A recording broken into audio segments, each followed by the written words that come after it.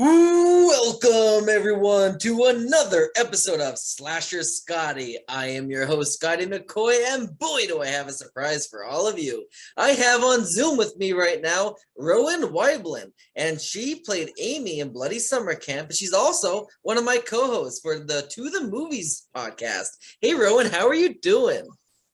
Hey, Scotty, how are you? I'm so glad that we can make this happen. I know your husband Chris was on my show once as a group interview, and I do plan on having him back again. And I'm like, well, while we're waiting to have Chris on, how about we have Rowan on? Let's have her on, talk a little Bloody Summer Camp, little Serious Profession, and a little bit of To the Movies. It's basically how, in a nutshell, my entire film career is like, oh, hey, how about Rowan does stuff? So, yeah. I'm so glad to have you on. I will first start off to say that you are an amazing co-host on To the Movies. I love that. I thought, like, when I wanted to do the podcast, I wanted to get Chris on, and I wanted a female guest co-host as well. And I'm like, you know what? I'm gonna ask Rowan, because when I met her, when we were in Pottsville filming 72, I'm like, she is super cool, and I would love to have her be a co-host as well. And I'm so glad you wanted to do it. You were like really on board with it. Yeah, honestly, I was a little bit shocked to be asked, honestly, because I'm not I don't think I advertise like huge Jason Stan energy or anything. But yeah, I was like, you know what? Why not? It was literally the first podcast ever for me. Yeah, and so we have a lot of fun doing it too. And it's about 2 hours of filming, 2.5 hours of filming, but it's and there's a lot of research, but it's really fun. I'm not very kind either, and you're not like kicking me out because I'm not like I don't like it enough or anything. So It's that's always kind of funny nice. because There's lots of I acceptance. take cut. What? There's lots of acceptance. Yes. And I take Kyle to and from school, and all the time when I take him to school and everything, I put on the podcast for us to listen to, bits and pieces, like 10 minutes at a time, to and from. And every time you like say something, I just laugh because it's like your delivery on it is amazing. Like when I was saying about the bloodbath thing, you're like, gross. It was just so great. Like you do give a great perspective to the movies. You really do bring a different perspective that is amazing. It really is. Like you bring a totally different side of things that I didn't expect, that I really am glad you bring to the table. Oh my gosh. I'm getting all blushy. Stop it. Stop it. Well, the first question I got for you is how did you get your start acting in the indie horror industry? Oh man. Well, if you hang out with the wrong people long enough, I mean, it's a tale as old as time. It's like when we all feel low and need some company, eventually you just find yourself starring in an indie horror movie film. I don't so Bloody Summer Camp happened because we were part of that Kickstarter campaign to die. And my husband Chris thought it would be like a really like cute, fun like anniversary present, which it was. It was a cool experience, and we got to meet new people. It was like, here's a whole group, and we can go and hang out with them because Nice. You like to talk to people, and this is all wrapped in a nice little activity to do. And so and I've always been like a dramatic kid, trademarked. So I've kind of always been like just rattling off lines or being dramatic for people's delight or scorn. So nice. yeah, So we know Bloody Summer Camp was released. So I guess you could talk about it. How did you die in the movie, and how was the special effects done for it? So for Bloody Summer Camp, the character Amy dies in a fire. Amy and her, I don't want to say boyfriend because they definitely are not a thing. She's reluctantly going to this camp, and she doesn't want to be late, and they're forced to stop on the roadside when their car is broken down. So during the night, they set up camp, and then they hear like the truck starting. I hear the truck starting. Someone's trying to steal his truck. And he goes off to try to figure out what's wrong and doesn't find anything. There's no one there. And then later, while we're asleep, I hear something. It sounds like rain, but it's not raining.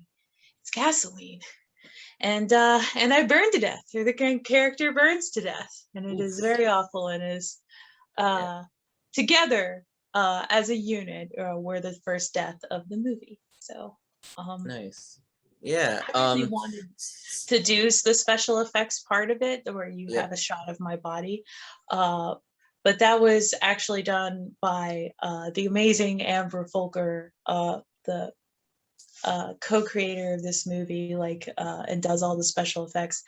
Her daughter actually stepped up to be the model for the after effect burns and all the real special effects work. It was very nice. Very impressive, and it was really cool to see and see the shot being done in real time and see the process. So I learned a lot, and it was really fun. That's awesome. That's awesome. I know I really want to see that movie. I haven't had a chance to get any copy of it yet, but I definitely want to see that movie. I have a lot of friends that are also in it too. Of course, you and Chris and Cody Falk is in it, so I definitely would like to see that movie. Yeah, Cody Falk does a great job in the movie, and he's one of the main characters, and he does a really good job. So. That's awesome. That's awesome. So what about Serious Profession? How did you happen to become a part of that? So that was kind of funny, actually, because I wasn't really auditioning for it. I was mostly reading lines on camera. For my husband Chris's audition, and I guess one of the directors, Matt, he just really liked the energy I was giving. I like hats a lot. I'm pretty sure it was the hat. It wasn't this hat specifically, but I just there are female gangsters in this movie, and I was serving that sort of vibe, I guess, in the audition. And so I was asked if I would be interested, and I said yes, and I came in for an audition, and just went on from there. It was really neat. I like the way that worked out. That's awesome. That's awesome. I can't wait to see Serious Profession. I have friends that are also in that, and obviously it's directed by the wonderful Matt Anderson, who became a good friend of mine, and he's a great guy, and this movie is really going to be a good movie, and I can't wait to see you obviously in it as well. So let's go to the movies a little bit. Obviously, as I mentioned earlier, you and Chris are my co-hosts, and we also have a guest co-host most episodes if we can get someone. But can you tell the viewing and listening audience a little bit about what the podcast is about for those that are unfamiliar with it? Sure. The podcast is basically two guys and a girl plus another co-host of indeterminate gender. Basically dissecting, performing a whole ass autopsy on every Jason movie from start to finish, from the first all the way to the 10th and beyond. So and there's surprisingly a lot to talk about. I know that since I shouldn't be surprised since I'm on the show, but when I start really getting into it and just start watching it, it's the point of looking at these movies isn't because they're high art or even because they're good, because a lot of the times I'm pretty rough on these movies. Yeah. But the important things is that they have the bones of them are so interesting. They all need to be dug into, because there's some tropes and some techniques that are used in movies today, and they define an entire generation, an entire genre of movies of a very particular point in time.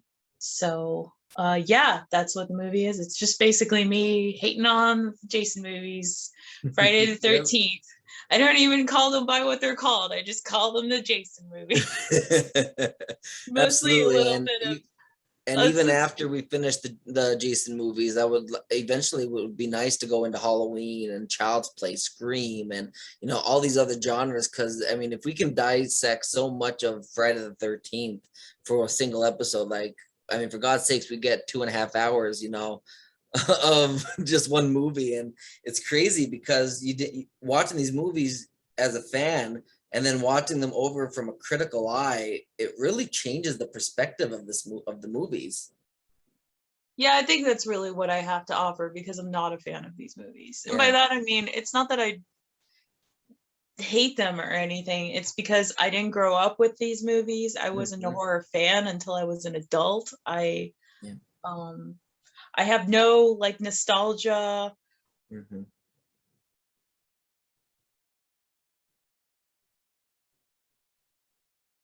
Oh, think you froze.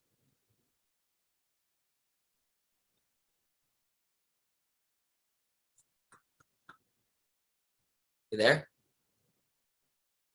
Different reasons than other people like horror movies, and it's not just because it's the first shocking thing you saw. It was like, oh, I'm an adult now, so just shocking me isn't gonna do a whole lot. So what else is there? So I have to go and look, and I try to explain from my perspective what it is I see, lacking all of that other stuff that other horror fans have. Absolutely. And you do get and that's a good part also about you being on the show, is because you don't have that nostalgia factor. So you can you can watch it without being like, oh, I'm a fan, now I got to watch it from a critical eye, but I still have that bias because I enjoyed these as a kid and I have that, that nostalgia factor to it. But you don't have that part to it. So you bring a whole fresh take on the movies. Right. It's going to be real different than what what you're used to. You also have a small role in the Greystone Films production of 72. So can you tell us a little bit about what you filmed for that and how that went?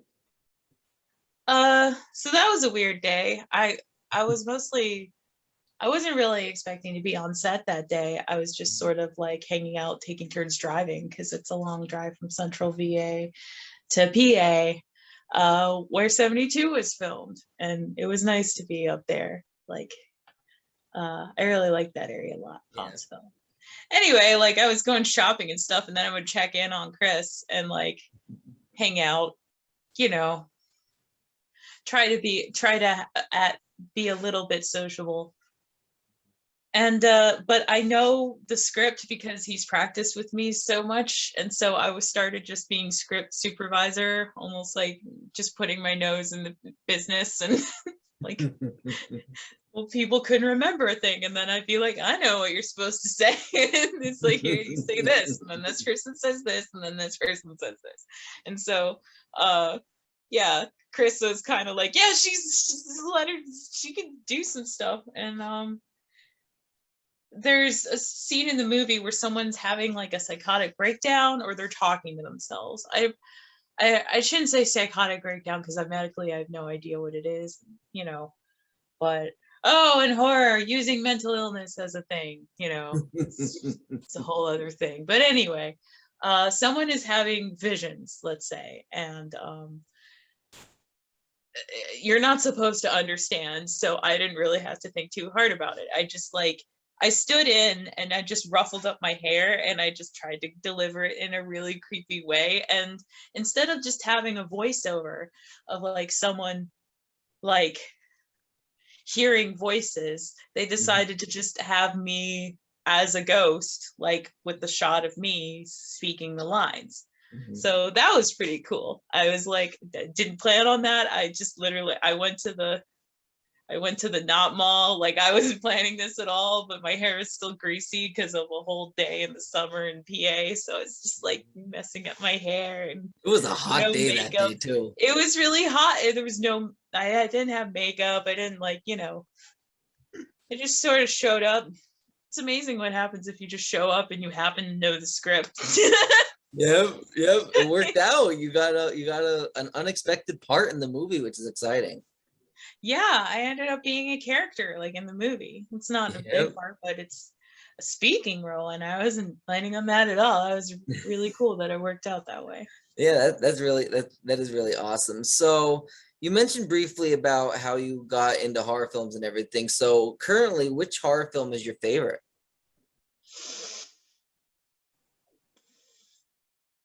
Yeah, about that. There's some like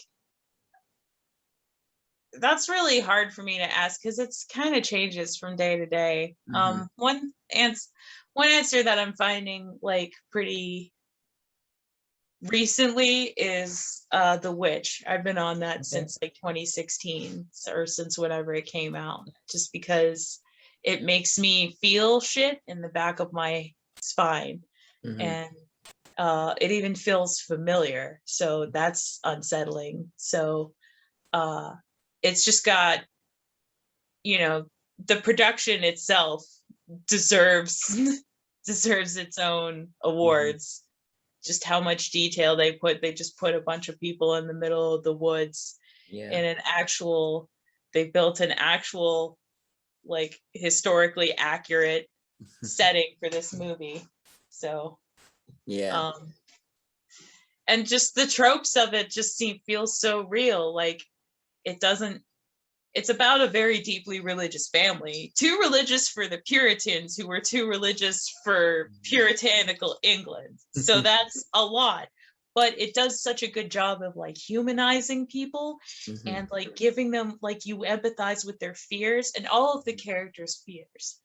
And you feel like this is just any kind of family who happens to use faith, like millions of families do, just trying to approach their sometimes familiar and sometimes very like specific and like dire problems. So yeah, I'm probably gonna go with The Witch for right now. Awesome. Yeah, that's how it is with me. Like it kind of fluctuates. Like my all-time favorite is probably Halloween, but like this time of year is like I have to watch all the Halloween series. Halloween's my favorite franchise, but like say in the summertime, my favorite franchise might be Friday the 13th. Like it really depends like on the season, the environment, the time of day. You know, it just changes a lot. It's a big genre. It's like it's you're putting Train to Busan in the same like pigeonhole as Nosferatu. Like it's way, there's got to be a different horror. There should just be like, you can't, it's like calling it all dark human emotions. Like let's just make it all the one genre, and then anything that's not dark or gross gets, they all get their own different genres, like a comedy or something. Exactly. Like, no, exactly. So So the last question I got for you, do you have any projects, social media accounts, websites, or anything that you would like to plug to the listening and viewing audience? That's very sweet, and I feel bad almost, but not really. Nobody needs to talk to me, actually. I don't have a Twitter, like I don't have an Instagram. Okay. I don't have a TikTok. I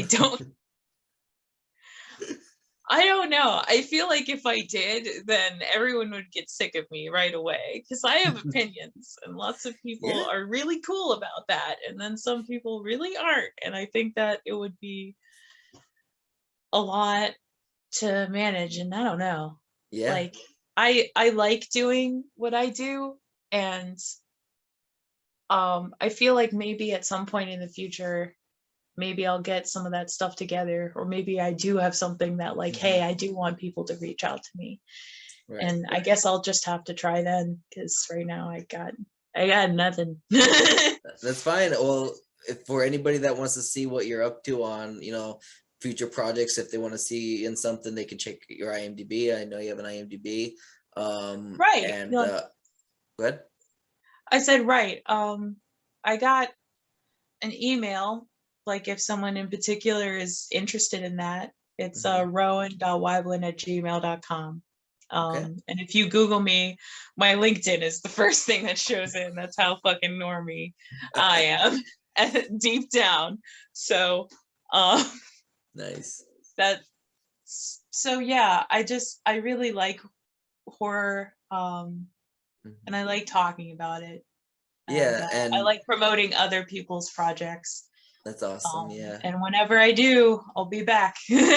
That's awesome. And definitely check Rowan out. We film episode 3 of To the Movies this Saturday, October 30th. I usually been getting them up on Sundays, but this Sunday is Halloween, so I don't know if that'll be happening. But I know that we have both episodes, the first 2 episodes that are already uploaded. You can listen to them on Apple Podcasts, Google Podcasts, Spotify, Anchor, Castbox, OpenBox, Listen Notes, Verbal, and among many others. Anchor, like I said, but they're not on YouTube. These ones, this interview will air on YouTube, but To the Movies is not on YouTube. But check those out. Definitely listen to Rowan. She has a lot to offer into the movies. Definitely a different perspective than you get from both myself and Chris. So you definitely want to tune into that because she does give some very interesting observations. And Yep. yep. I mean, I don't know how interesting, but I will give them for about Yeah, and on and off for a about lot of 2 them are hours. things that I didn't even think of. You give the whole, I'll give a little spoiler away from episode 2, the whole pregnancy theory of Ginny. Oh, but that's not mine. Like, so you shouldn't give me credit for that. Well, you did mention it on the that. podcast. Yeah, that's true. But That's I true, never would have thought of that. Oh, that's fair. Like, this stuff is worth talking about. I like that. It doesn't Yeah. have to be me that brings it up, but just the fact that like it's there when you look at it, that's like, oh gosh, okay. Yeah, absolutely. Absolutely. Well, I thank you, Rowan, for joining me. Thank you for having me, Scotty. It's so Not a nice to talk problem. to you, as always. Absolutely. Absolutely. You have a great rest of your night, and I will talk to you again on Saturday. Bye, guys. Bye.